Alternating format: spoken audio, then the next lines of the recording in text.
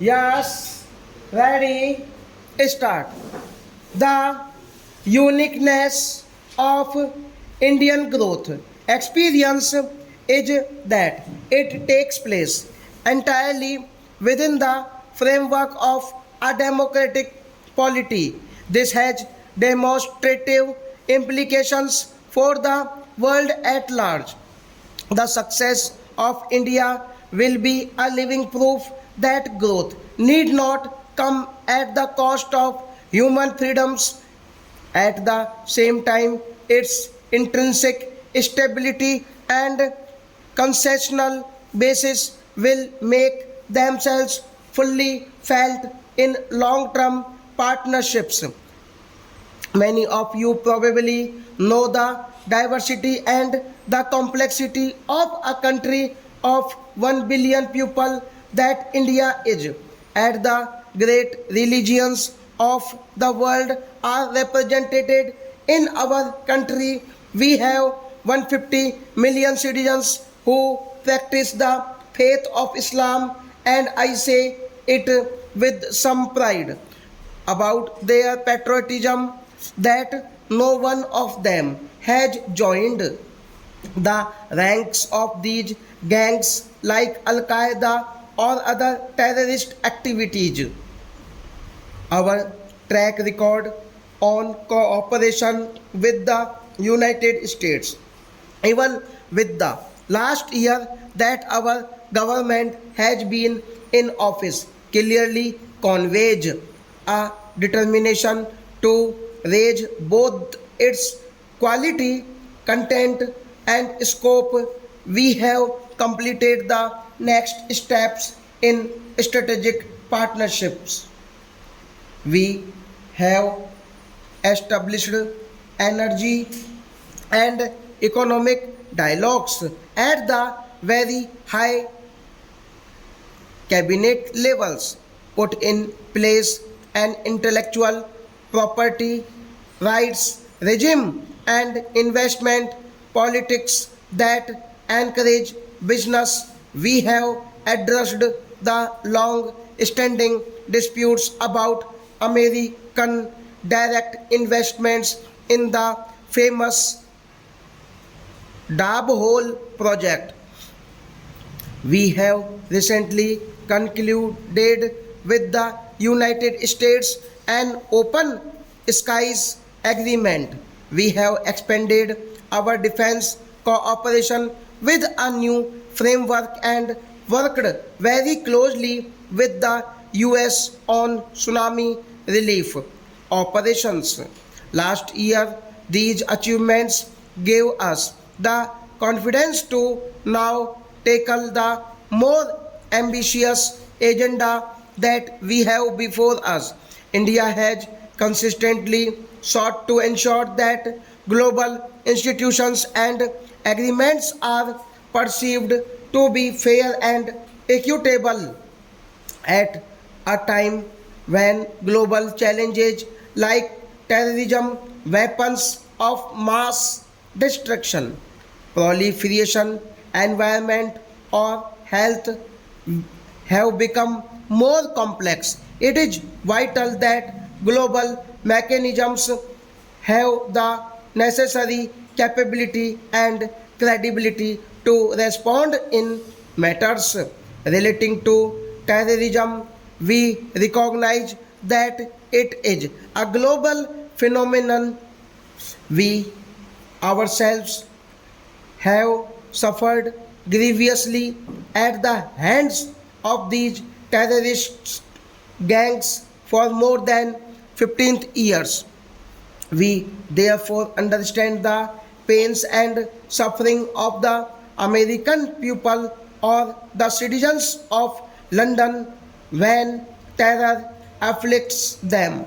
We recognize all civilized societies have an obligation to work together to deal with this phenomenon.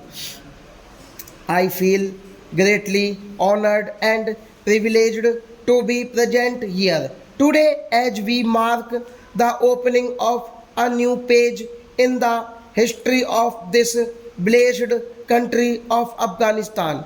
It is an honor that gives me particular satisfaction as a friend of Afghanistan and a representative of the Indian people who constitute the world's largest democracy and the oldest in this region. Today, as Baba A.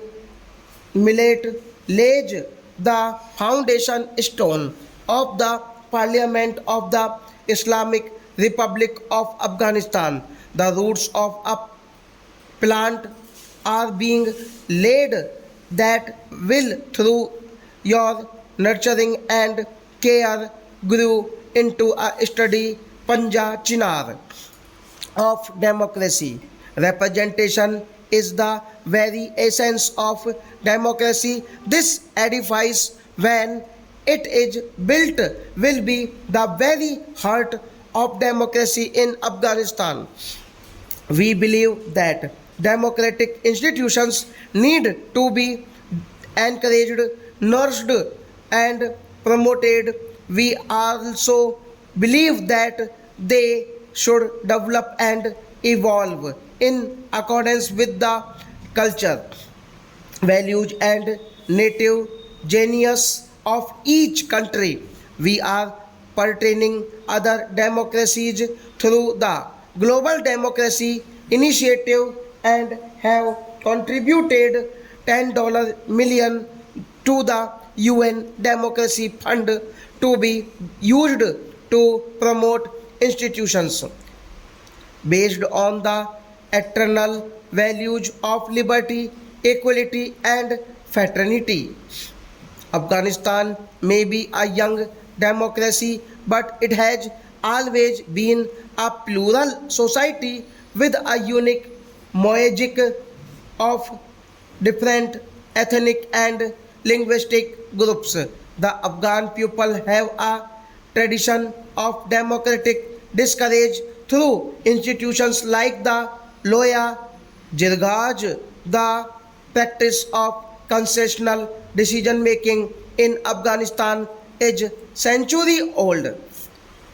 We have seen the affirmation of this democratic culture through the successful conclusion of both the emergency Loya Jigra and the constitutional Loya Jirga.